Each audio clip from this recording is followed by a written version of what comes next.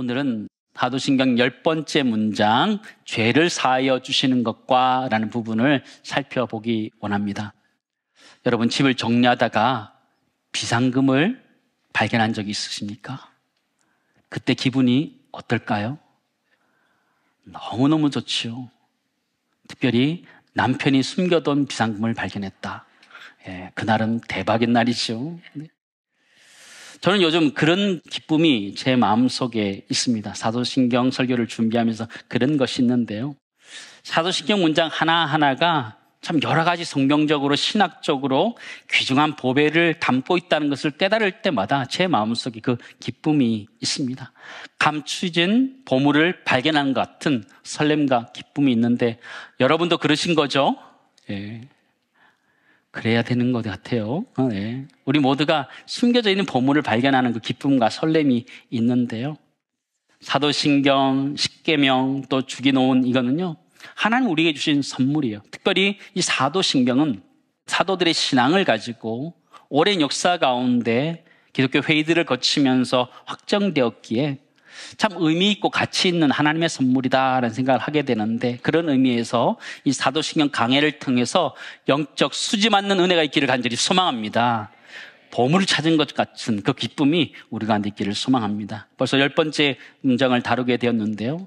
사도신경의 뼈대는 3가지로 되어 있다 말씀을 드렸습니다. 하나는 성부 하나님, 그 다음에 성자 하나님, 그 다음에 성령 하나님으로 되었다, 이런 얘기를 드렸고, 8번째 문장부터는 성령 하나님에 대한 이야기인데 9번째는 교회에 대한 이야기였습니다. 지난 시간에 하는데 특별히 교회에 4가지 속성이 있다, 이런 얘기를 드렸는데 기억하시죠? 네. 첫 번째는 통일성, 두 번째는 거룩성, 세 번째는 보편성, 네 번째는 사도성이 있다, 이런 얘기를 드렸습니다. AD 325년 니케아 신조에서 이렇게 회의하면서 문장을 만들었습니다. 같이 읽도록 하겠습니다. 우리는 하나이고 거룩하고 보편적이고 사도적인 교회를 믿는다라는 것이죠. 우리는 그런 교회인 것이죠. 우리가 믿는 교회는 이런 교회고 이런 교회가 되어야 된다는 것을 말하는 것이고, 또 성도 간에 교제해야 되는 이유는 그것은 바로 성부, 성자, 성령 하나님의 사귐 자체가 그것이기 때문에, 사귐 자체였기 때문에 성도의 교제를 가져야 된다, 이런 얘기를 나누게 되었습니다. 오늘 10번째 문장, 죄를 사하여 주시는 것과 라는 것은 죄의 용서를 다루고 있다라는 것들을 기억하셨으면 좋겠습니다. 근데 이 죄의 용서가 어떻게 성령의 사역인가, 이렇게 생각할 수 있습니다. 이 성령의 사역인데 죄 사함의 사역이 맞는가, 이런 생각을 가질 때가 있습니다.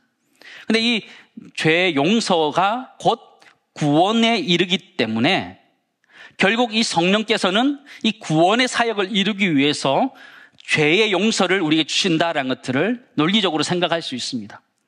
성부 하나님은 우리의 구원을 계획하셨고, 성자 하나님은 우리의 구원을 성취하셨습니다. 그러니까 십자가의 죽으심을 알면 우리에게 이루어지도록 성취하셨고, 그 성령 하나님은 그 구원이 우리 각자에게 적용되도록 하셨다라는 것을 우리는 기억해야 됩니다.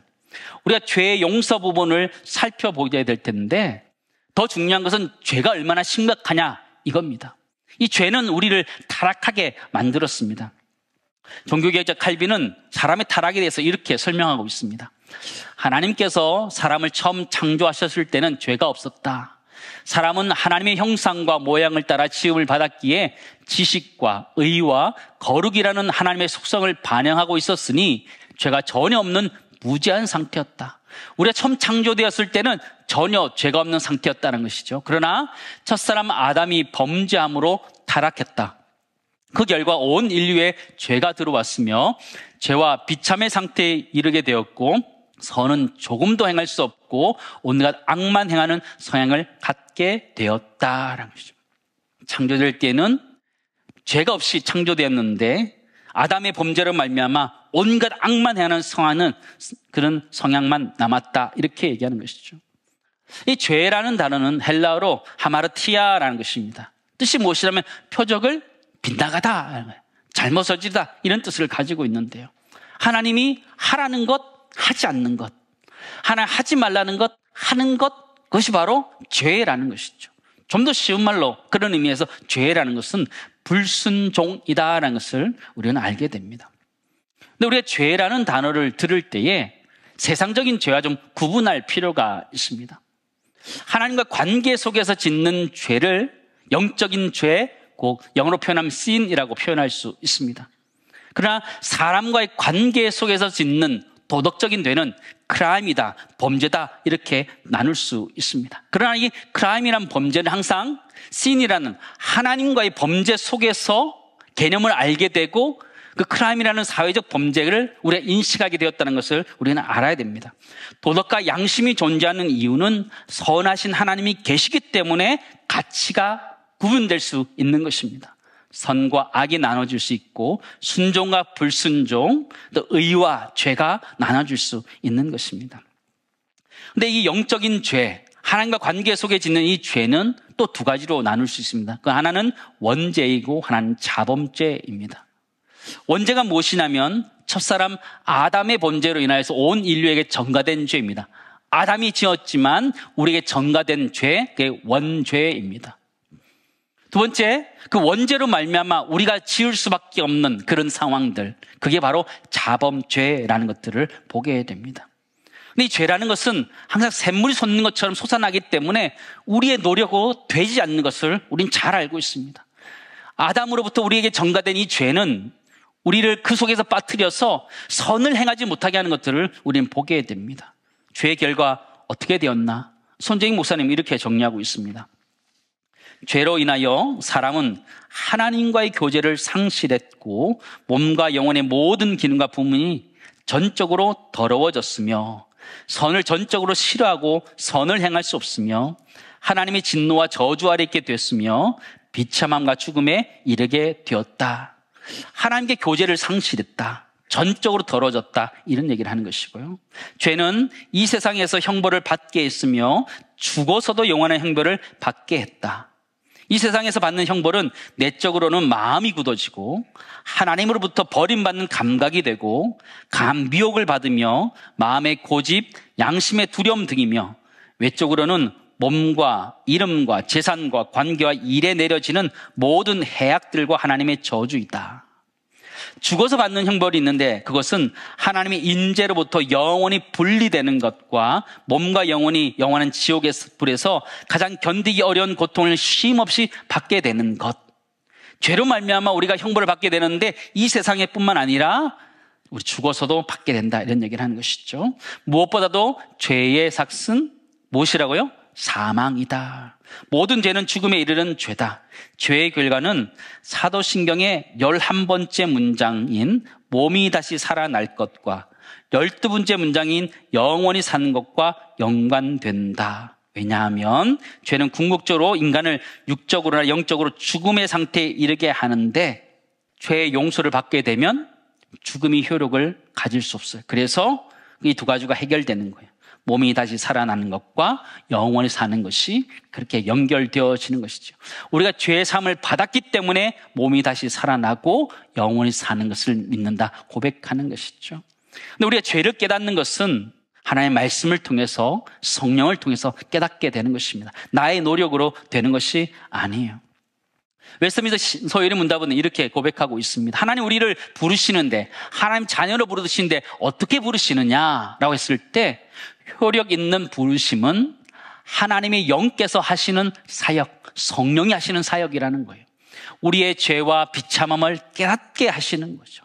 그리고 우리의 마음을 밝혀 그리스도를 알게 하시고 우리의 의지를 새롭게 하셔서 우리를 설득하사 능히 복음 가운데 값없이 주시는 예수 그리스도를 영접할 수 있게 하시는 것이다. 성령이 그 사역을 하는데 죄와 비참함을 깨닫게 하고 우리의 마음을 밝혀 그리스도를 알게 하고 우리의 의지를 새롭게 하고 예수 그리스도를 영접하게 하신다. 존 칼빈은 이것을 조금 더 자세하게 이렇게 설명하고 있습니다. 성령 하나님은 죄인의 심령에 내주하심으로써 역사하신다. 성령 우리 가운데 내주하면서 역사하시는 거예요. 먼저 거듭나게 하신다. 이때 선포되는 설교를 통해 성령께서 설교와 함께 역사하셔서 죄와 죄책, 죄의 결과인 비참함을 깨닫게 하신다. 그 죄를 깨달음으로 인하여 우리 속에 있는 강박하고 패역한 마음을 제거해 주시고 예수님께서 나의 죄를 구원하실 분이라는 사실을 깨닫는 일이 일어난다. 율법과 복음이 담겨있는 설교를 들음으로써, 설교에 두 가지가 담겨 있어야 되는데 율법과 복음이 담겨 있어야 되는 거죠. 말씀의 율법적 요소를 통해서는 죄를 깨닫게 되고, 말씀의 복음적 요소를 통해서는 그리스도를 깨닫게 되는 것이죠. 사도신경의 이 문장은요, 8번째, 9번째, 10번째로 이어지는 거예요. 8번째는 성령 하나님, 9번째는 교회, 10번째는 죄사함인데, 이게 순서대로 기록된 이유가 있습니다. 이유가 무엇이냐면 성령 하나님께서 교회를 통해서 죄사함을 이루어 가신다는 것이죠. 교회를 통한다라는 것은 교회에서 선포되는 말씀을 통해서, 그 말씀을 통하여 성령께서 죄사함을 허락해 주신다, 그런 의미를 가지고 있는 것이죠. 그래서 우리 사도신경 10번째 문장을 고백할 때 그 의미가 무엇이냐, 첫 번째 나누기 원하는 것은요, 사도신경의 10번째 문장은 사도적 교회의 복음 선포로 인한 것이라는 거죠. 그래서 그 복음 선포로 말미암아 죄가 용서받았음을 고백하는 것, 그것이 바로 사도신경의 10번째 문장, 죄를 사하여 주시는 것과 라는 그 문장에 담겨 있다는 것이죠. 그 고백을 우리 모두가 할 수 있기를 간절히 소망합니다. 우리의 죄 사함은 말씀을 듣고 성령께서 깨우쳐 주심을 말미암아 우리가 죄를 고백함으로 용서받은 줄을 믿습니다. 그렇게 우리가 신앙을 고백하는 거예요. 근데 이 죄 용서라는 것은요, 사실 역사적으로 교회의 권징과 연관되어져 있습니다. 그러면 권징이 뭘까요? 권징이란 것은요, 권선징악의 약자다 보셔도 됩니다. 권장하는 것이, 선은 권장하고 악은 징계하는 것을 이야기하는 것이죠. 요한복음 20장 21절 23절 말씀 보시기 바랍니다. 우리 한 목소리 가시겠습니다. 예수께서 또 이르시되 너에게 평강이 있을지어다. 아버지께서 나를 보내신 것 같이 나도 너희를 보내노라. 이 말씀하시고 그들을 향하여 숨을 내쉬며 이르되 성령을 받으라. 너희가 누구의 죄든지 사하면 사하여질 것이요 누구의 죄든지 그대로 두면 그대로 있으리라 하시니라 라고 했죠. 부활하신 예수님께서는 성령을 보내시고 제자들에게 죄 용서의 사역을 맡기셨어요. 마태복음 16장 19절 말씀 보실까요? 내가 천국 열쇠를 내가 주리니 내가 땅에서 무엇이든지 매면 하늘에서도 매일 것이요 내가 땅에서도 무엇이든지 풀면 하늘에서 풀리리라 하시고 라고, 그 천국 열쇠된 이야기를 하면서 죄사함의 사역이 너에게 있어야 된다, 이렇게 얘기하는 것이죠. 사도적 교회가 그것을 예수님께 받은 거죠. 웨스트민스터 신앙 고백서를 한번 볼까요? 잘 보시기 바랍니다. 교회의 권징에 대해서 보시면 이 직원들에게, 교회의 사역자들에게 천국의 열쇠가 맡겨졌는데 그들은 그 효력으로 정죄하고 사죄하는, 정죄도 할 수 있고 사죄도 할 수 있는 권세가 있는데, 회개하지 않는 자들에게는 말씀과 권징을 사용하여 천국을 닫고, 회개하는 죄인들에게는 복음 사역으로 말미암아 때로는 권징으로부터 해벌함으로써 천국을 열어줄 수 있다. 어마어마하죠, 그죠? 제자들에게, 사도들에게 그 권한을 주셨다는 것이죠. 천국 문을 열고 닫고 하는 권세를 주셨다라고 하죠. 근데 이것이 오해가 생길 수 있는 것이죠. 교회 자체가 그것을 가지고 있다라고 생각할 수 있는 여지가 있는 것이죠. 그게 아니라 그 사람들이 예수 그리스도로부터 위임받아서 그렇게 한다, 이런 얘기를 하는 것인데요. 로마 캐톨릭 교회는 이것을 오해해서 이 권징의 의미를 강조하면서 고해 성사를 하게 하였습니다. 고해 성사에 5가지 단계가 있더라고요. 성찰과 통해, 결심, 고백, 보속이라는 단계가 있습니다. 성찰은 내가 무엇을 잘못했는지 알아내는 그런 성찰의 단계고요. 그 다음은 그 죄로 인하여 상처받은 자신과 이웃을 생각하면서 지은 죄를 진심으로 뉘우치는 그런 통회의 단계가 있고, 그 다음에 죄에서 떠나겠다라고 결심하는 단계가 있습니다. 4번째는 사제에게 자신의 죄를 고백하는 단계가 있고요. 5번째는 보속이라는 것이 있는데, 지은 죄는 벌을 받아야 되는데 벌 대신에 사죄의 충고나 기도나 선행을 받도록 실천하는 것, 그것을 보속이라 합니다. 여러분, 고해성사를 했을 때 여러분 어떨 것 같아요? 저는 보면서요, 좀 실감 나겠다 생각합니다. 그러지 않으세요? 직접 가서 나의 죄를 있는 그대로 고백한다면 사제가 용서한다 그러면 진짜 용서받은 것 같은 느낌이 들 것 같아요. 그러나 종교개혁자들은, 우리 개신교는 이 고해성사를 반대합니다. 종교개혁자들이 왜 반대냐? 5가지가 있는데, 첫 번째는 성경에 근거가 없다는 것이죠. 이 고해성사가 성경적이지 않다라는 게 첫 번째 이유이고요. 두 번째는 신앙은 하나님과 개인 간의 직접적인 관계로 이해해야 되는 건데, 거기에 사죄나 신부가 끼어들 여지가 없다, 이렇게 얘기하는 것이죠. 세 번째는 회개의 본질을 왜곡할 수 있다. 내가 가서 죄를 고백하면 바로 용서받는 것, 그걸 착각할 수 있다. 그러나 회개라는 것은 내 삶을 통해서 그 회개가 증명되어야 된다. 계속해서 그것이 증명되어야 된다는 차원에서 본질을 왜곡할 수 있다는 것이죠. 네 번째는 이 사제에게 고해를 성사하면서 이것이 마치 신도들을 교회의 권위 아래 묶어두려는 의도처럼 보여지기 때문에 이건 건강치 않다, 이렇게 얘기했던 거예요. 마지막 5번째는요, 면죄부와 연결되면서 부패의 문제가 생겼기 때문에, 중세 후기에 고해 성사와 면죄부가 연결되면서 교회 부패의 온상이 되었습니다. 캐톨릭 교회의 부패의 온상이 되었던 것을 우리는 잘 알고 있죠. 그래서 고해 성사를 하지 않는 거예요. 변증에 대한 옹호라는, 그래서 존 주얼은 이 죄에 대해서 이렇게 표현하고 있습니다. 참 귀담아 들을 말이라 생각되어지는데요. 성경에는 3가지 종류의 고백이 나와 있다. 첫 번째는 하나님께 은밀하게 하는 고백이고, 두 번째는 공개적으로 회중 앞에서 하는 고백이며, 세 번째는 형제 자매에게 사적으로 하는 고백이다, 이렇게 했는데, 이 이야기가 무엇이냐면요, 은밀한 죄는 하나님께, 사적인 고백은 피해 당사자에게, 공적인 고백은 교회 앞에 해야 된다, 이렇게 이야기하는 것이죠. 관련된 책들을 제가 좀 찾아보면서 존 스토 목사님의 너희의 죄를 고백하라라는 책을 보게 되었는데요, 거기 보니까 이 고해 성사에 대해서 이렇게 좀 정리를 해놨더라고요. 죄 고백은 우리가 죄를 범한 사람에게, 우리가 용서를 받고 싶은 사람이나 사람들에게만 해야 한다는 것이다. 고백을 결코 제3자에게 해서는 안 되는 이유는 우리가 그에게 죄를 범하지 않았기 때문이고, 또 그는 그 죄를 용서할 입장이 있지 않기 때문이다. 2가지 이유인데, 그에게 죄를 범하지 않았기 때문에 그에게 이야기할 필요가 없다는 것이고, 두 번째는 그에게 용서해 줄 수 있는 입장이 아니기 때문에 하지 않아야 된다 얘기하는 것이죠. 이것이 비밀 고해가 규탄을 받아야 할 단순한 이유다. 비밀 고해는 사제에게 하는 것이 아니라 사제를 통해서, 혹은 사제가 배석한 상태에서 하나님께 하는 것이라거나 사제로 대표되는 교회에게 하는 것이라고 말하는 것은 대답이 되지 않는다 이야기하면서, 그러한 대리 고백은 성경이 인정하지도 않고 추천하지도 않는다라는 것이죠.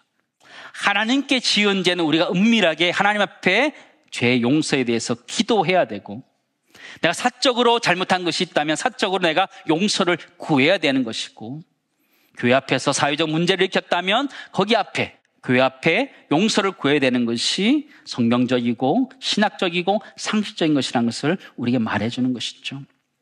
우리의 죄성 때문에 우리는 이 죄에서 벗어나기가 참 어렵습니다. 원죄에 대해서 예수 그리스도를 말미암아 용서받았지만 매 순간순간 생속도 우리 안에서 나오는 이 부패 본성 때문에 이 죄를 이겨내기가 어렵지요. 죄의 본성과 부패 때문에 이겨내기가 어렵지요. 그러나 우리가 손을 자주 씻는 것처럼 우리가 주님 앞에 회개함으로 말미암아 그 은혜의 역사가 우리 가운데 있기를 간절히 소망합니다.